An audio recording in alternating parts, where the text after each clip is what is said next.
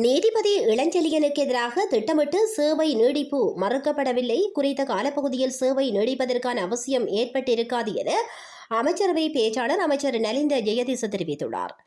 முன்னாள் மேல் நீதிமன்ற நீதிபதி மாணிக்கவாசகர் இளஞ்செழியன் தனது பதவி உயர்வு தொடர்பில் ஜனாதிபதி அனுரகுமார் திசாநாயக்க அரசாங்கம் எடுத்திருந்த தீர்மானம் தொடர்பில் அதிருப்தி வெளியிட்டிருந்தார்.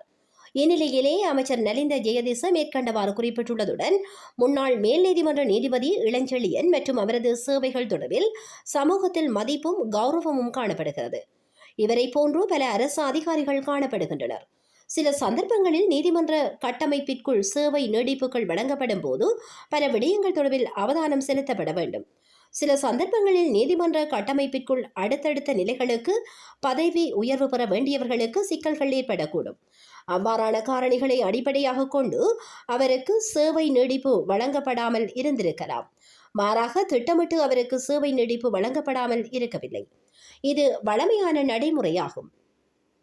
சில துறைகளில் சேவை நீடிப்புகள் வழங்கப்பட்டிருக்குமாயின் அங்கு பதவி வெற்றிடங்களுக்கான நியமனங்களுக்கு பொருத்தமானவர்கள் இல்லாமல் இருந்திருக்கலாம்.